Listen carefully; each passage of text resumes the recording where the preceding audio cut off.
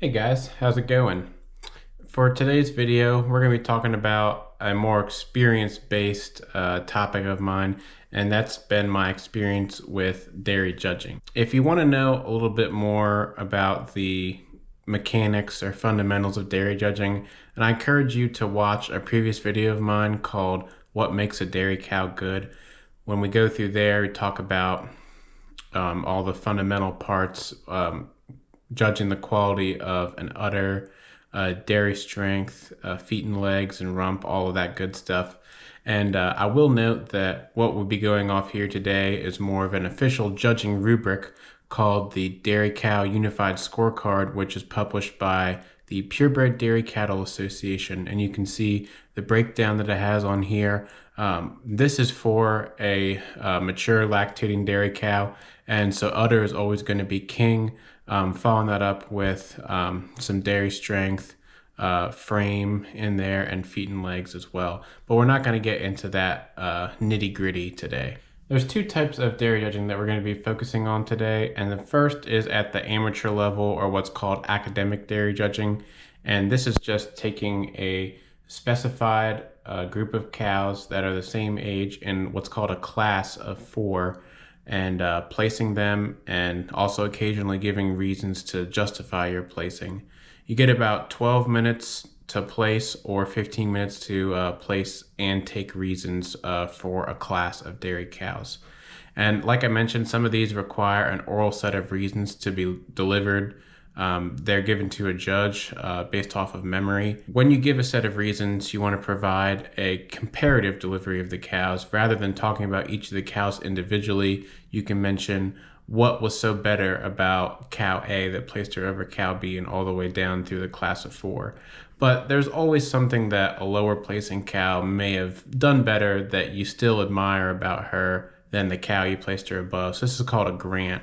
And it provides a two-way complementary context and discussion to make a fair and even argument, because you don't always want to be fighting to advocate for one cow just because she had everything better than the cow below her. That's just not realistic. And so this is a competitive activity, and you're scored based off of the sum of your placings and reasons classes, which are scored on a scale of 0 to 50, 50 being a perfect score.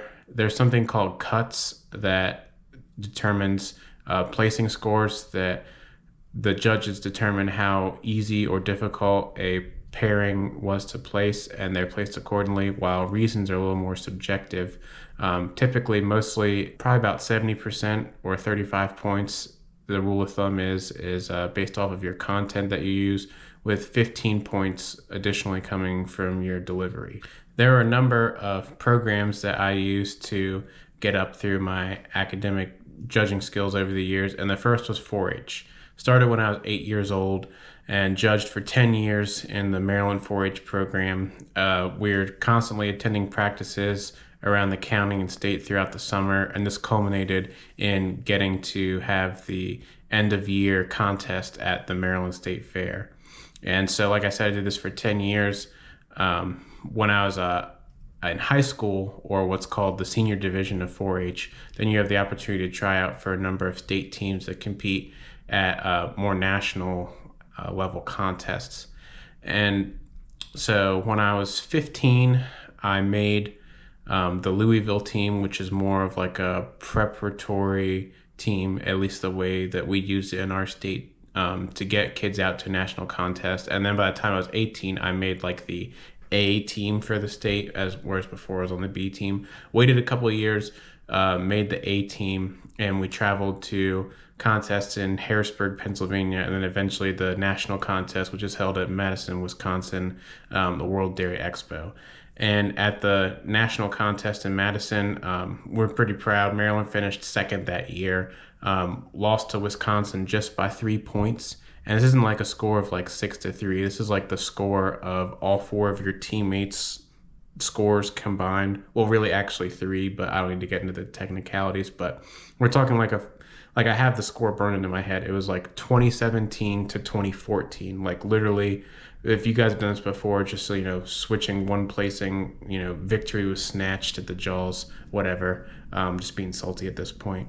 But I can redeem that by saying that Maryland leads all states in 4-H judging national titles at 29 by my count, and next is Wisconsin at 14. So a little redeeming there. But regardless, by placing towards the top of the contest at the national contest, Wisconsin and Maryland and a couple other teams got to represent America in an international judging contest. And you may think by going from the national to international contest is like a step up in difficulty. And with all due respect to our folks over in Scotland, it was just a totally different run contest. Like we wore lab coats, it's untraditional from an American contest. The cows weren't led on halter like they are in an American contest. They were just kind of let loose, free to roam, and you had to judge them accordingly.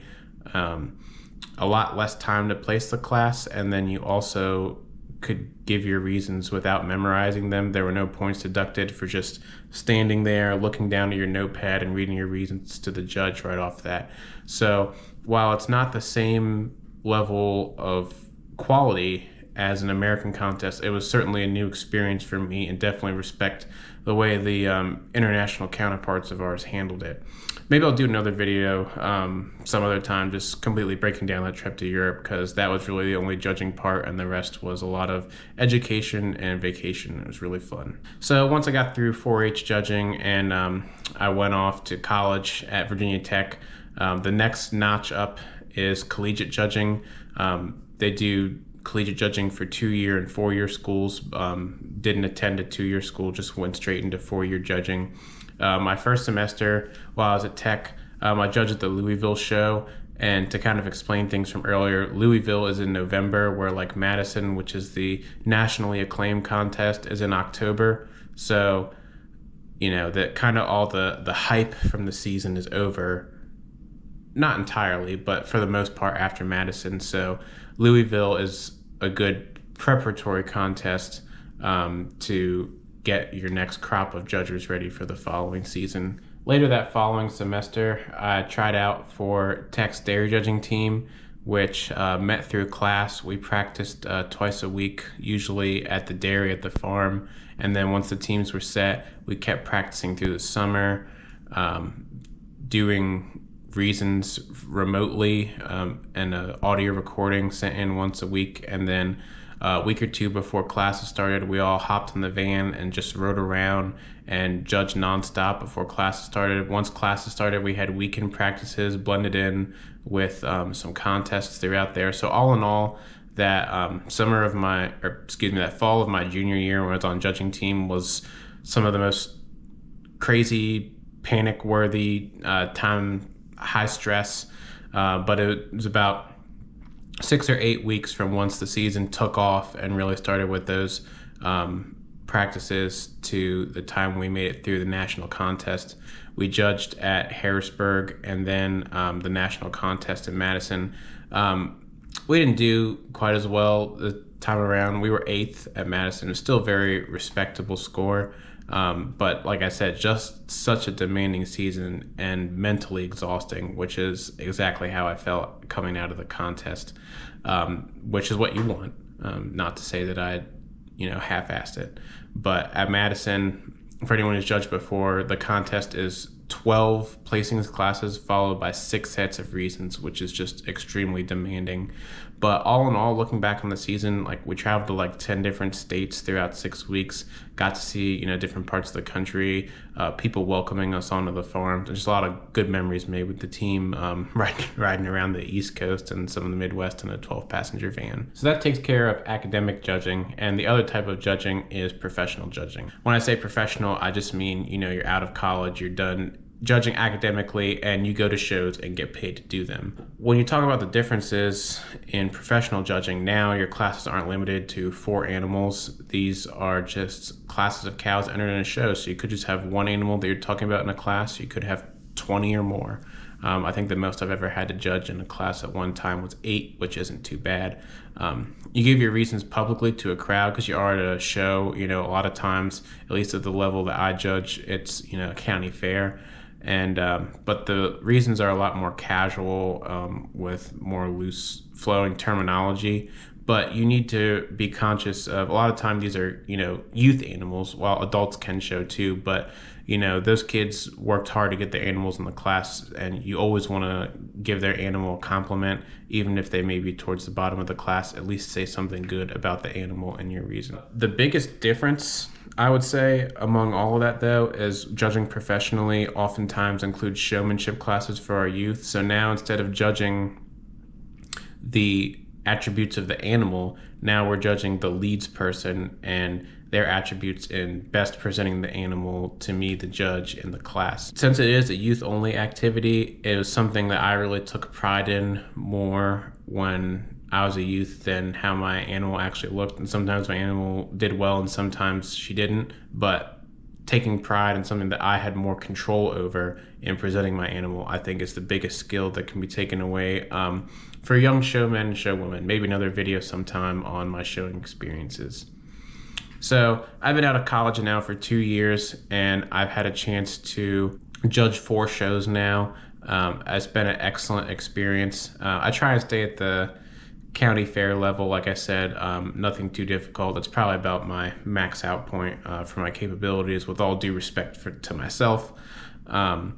And these county fairs are overwhelmingly at the youth level, which is kind of the level that I like to stay focused towards, because I feel it as a sense of, giving back. And I grew up in that environment on the leads person side, and, having a good judge to motivate you to want to do well in the future is important for any aspiring kid. And now I want to take a couple seconds to talk about the skills that's gained from judging. It's not just as simple as I've described it, just analyzing some cows and, saying some words to a judge or saying some words to a crowd to defend your placing. There's a lot more behind this, in a similar way that people look at sports as good, youth skill building activities. So the first big thing that I learned from dairy judging was time management. And sure, 15 minutes may seem like a lot of time to take a set of reasons. Anyone who's ever done it before knows it's a very stressful period of time, because you're just spending those first few minutes, just looking at the cows, analyzing around your head, going back and forth. Like, there'll be difficult placings, and you just need to know when to pull the trigger, whether you're going to go with your gut or you're actually going to convince yourself to switch that placing, because you need to have the notes down in a matter of 15 minutes to justify that regardless. Time management also becomes a factor when you need to memorize your reasons. You usually get about 20 minutes minimum. Oftentimes it goes longer than that at contests, but especially, like when I was at World Dairy Expo and had 6 sets of reasons, you get done giving one, you have to absolutely drain it from your memory and start moving on to the next one. You're thinking about, you're trying to avoid thinking about, did I just mess up this or this on my last set, or the paranoia. Just time management is huge. Next is public speaking. It may seem a little obvious at surface level, but it's something that you apply to other things like this right here. Public speaking is a challenge of mine, just for some of my stuttering or mannerisms, but I'll play a set of reasons here at the end, and you can hear just the confidence it gives, because it's a set of academic reasons. And in that sense, I've been trained on how to present that specific way for a while, whereas this talking here is a lot more casual. So you can certainly hear the differences. And even just outside of practicing analyzing cows, we spend time in practice dedicated to things like speech, terminology, pacing, word selection, tone, like just all of these things that when you hear the reasons, you think may just come naturally, but takes a lot of work to develop those skills. Finally, the last big thing that judging has taught me is being confident in your decision making. And by taking part in this activity, you are forced to